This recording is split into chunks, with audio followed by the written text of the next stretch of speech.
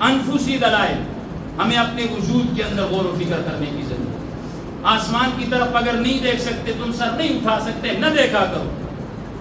سورج کی طرف نہیں دیکھ سکتے، سورج کی کرنیں تیز ہیں، نہ دیکھا کرو۔ کم از کم یہ 6 فٹ کا بدن جو اللہ نے نصیب کیا، اس میں تو دیکھنا ہے۔ فَلْيَنْظُرِ الْإِنسَانُ مِمَّا خُلِقَ مِن مَّاءٍ دَافِقٍ يَخْرُجُ مِن بَيْنِ الصُّلْبِ وَالتَّرَائِبِ إِنَّهُ عَلَىٰ رَجْعِهِ لَقَادِرٌ يَوْمَ تُبْلَى السَّرَائِرُ۔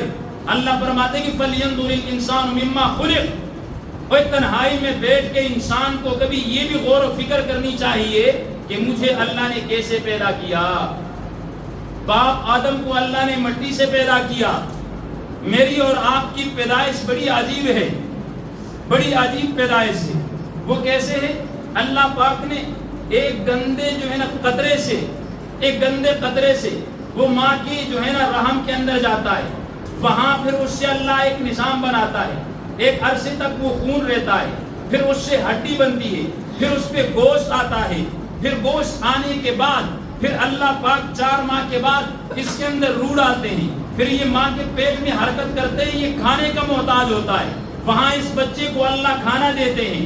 پھر جب یہ 9 ماہ کے بعد باہر دنیا میں آتا ہے، پھر ماں کے سینے کے ذریعے اللہ پاک اس کے لیے دودھ کی 2 نہریں جاری فرما دیتے ہیں۔ پھر جب تک یہ غذا اس کی چلتی ہے، جب یہ غذا ختم ہوتی ہے، اللہ نے پہلے سے اس کے لیے 4 قسم کی غذاؤں کا بندوبست کیا، جن کے اندر گوشت شامل ہے، پھل شامل ہے، میوہ جات شامل ہے، دودھ شامل ہے۔ جب یہ اتنا نظام اللہ رب العزت نے انسان کے لیے بنایا، پھر اس کو اللہ پاک نے جب بڑا ہوا، اس کو عقل دی، شعور دیا، فہم دیا، جوانی دی، جوانی کے بعد پھر اس پہ بڑھاپا آیا، بڑھاپے کے بعد پھر ایک وقت آیا کہ جیسے یہ بچپن میں کمزور تھا، ویسے ہی اب یہ 55 میں جا کے کمزور ہو۔